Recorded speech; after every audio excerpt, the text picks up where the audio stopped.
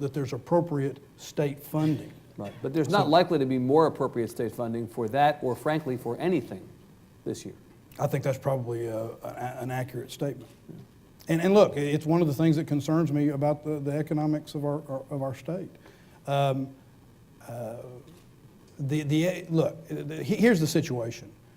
We are a state that is doing better than others right now, economically. You acknowledge that because the governor brags, as you know, and other people brag around the governor about how the state is, relative to other states, significantly better off. You don't dispute that? No. In fact, I kind of pride myself on getting economic development. I was mayor of a city that was, Austin was Forbes and Fortune both named it the best city or place in America to do business while I was mayor. Some magazine called Texas Monthly Biz magazine. Never heard of it. Named me best mayor in Texas for business. I was chair of the chamber. I've worked to create jobs. No less of economic development guy than Rick Perry recently said at a public event that this senator gets economic development. I think we are doing better. I worry that in Texas right now we focus really on only one aspect of being business friendly. And it's an important aspect. We are a low tax state, and in my view, I'll tell you from an economic development guy who considers himself an economic development guy, we need to stay a low tax state. I've seen it work in terms of creating jobs and productivity and growth. But we also need to be an economic development friendly state because we're investing in Texans and making sure that we're doing, and when I say investing in Texans both from higher ed, which is what got me off on this, but also investing in the infrastructure that we're going to need in order to carry out that economy. Things like roads, things like water. So, yeah, we're doing better than other places. We can't, but that doesn't mean we can't do better. We're doing better, and sometimes I worry that some of our leadership thinks we're doing better solely because we're just pretty. And we're somehow doing it on our own. The truth of the matter is, we're doing better in part because people before us made significant investment in the infrastructure that we inherited. Everybody in this room inherited excess capacity in our road systems, in higher ed, in water, in those kinds of things. And I am significantly, I say this all the time, I am very worried that the Preston Watsons of the world, who's my 20-year-old sophomore in college, 30 years from now, he will be roughly the age I am today, a very young man. He will be roughly my age. And here's the question. Will he be part of the first generation of Texans that doesn't inherit any excess capacity as they try to make their economic health and economic wealth?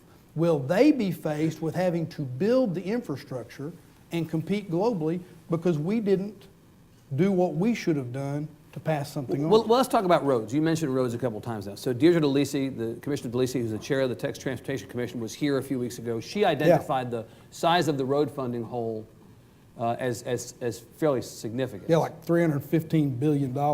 And obviously there's just not the money available right now. No one's got money sort of stashed away to take care of this. You're the vice chair of the Transportation and Homeland Security Committee. You know this issue. So what do we do? What's your advice to her on how we solve that problem? How do you fill the hole? Well, it's always intriguing to me that part of this hole got dug by some of the folks that are now saying we're in a hole.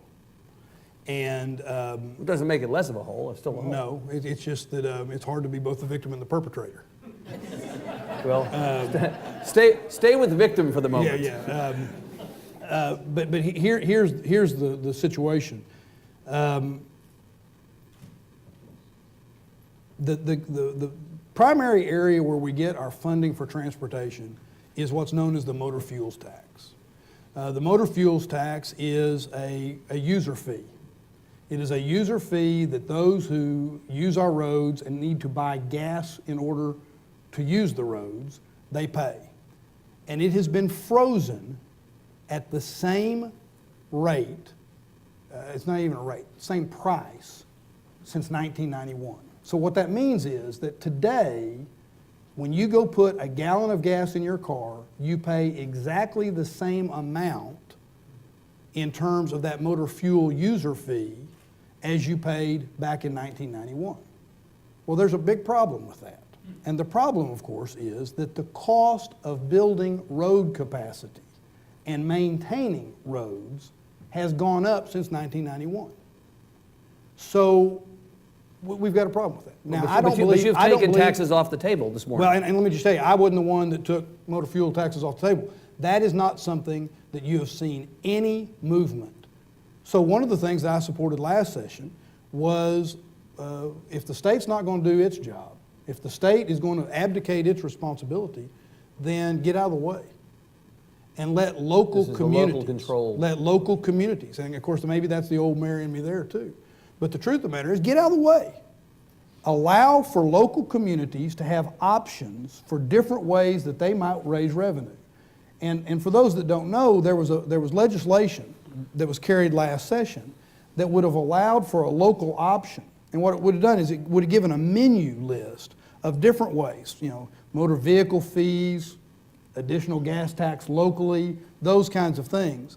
And then it would have said if the county commissioner's court creates projects, it has to identify the projects, and it also then has to identify how you're going to fund those projects, and then the voters have to vote to do it. Kind of like what we've done with bond elections for a long period of time. So if you guys care enough about your roads and putting money in to fill this hole, then you vote to raise taxes. That's right. And if you don't raise taxes, then you get the roads that you're willing to pay for. That's right. Now, look, that won't cover everything, Right. but at least it allows for local communities to do some of the projects. The other thing I worry about on something like that is it creates winners and losers. Some parts of the state, they'll have those elections, they'll be able to build that infrastructure. Other parts of the state won't. Right. And I think the state ought to do a better job of dealing with the entire state. But that's one example. But how is this any different than what you just described earlier of the state essentially abdicating its responsibility and kicking the can down, in this case, a literal road? State doesn't want to deal with the hard question, so we're just going to kick the can down to the cities. It's their problem, and if they don't vote for it, too bad. It's not. It's not any different. I mean, it's exactly the same it's thing. not.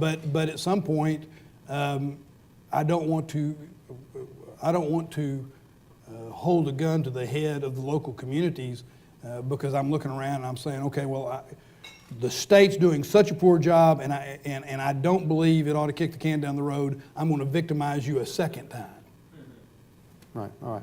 Let me move away from policy while we have 10 or so minutes left and ask you about politics. Rasmussen polls. I thought that's what we were talking about. Well, we're talking about a different kind. We're talking about kind of horse race as opposed to the substance of politics. Rasmussen poll earlier this week had Bill White down by 13 points against Rick Perry, 51-38. You believe that's a legitimate snapshot of the race? I think that's Why? Well, first of all, it doesn't fit in every other public poll you've seen. I think there's been, and I haven't counted them, so I may be off, but 5, 6, or 7 different public polls that have had the governor less than 50%. Many of them conducted by the same polling firm. Yeah. Why did you like those and don't like this one? Well, I mean, I just look at, well, frankly, because I think it's an outlier. I mean, it's one of those situations where, and you see that in polling. I mean, we see that all the time. And I just think it's an outlier. It's one of those that there have been polls that have come out. I mean, like yesterday, I think. One poll was put out by, now granted it was put out by a Democratic entity. Firm had Perry up only by 9. Yeah, and had Perry down below 50%, which by the way is, as you know, an important number for an incumbent governor who has just come through a primary where he has spent millions of dollars.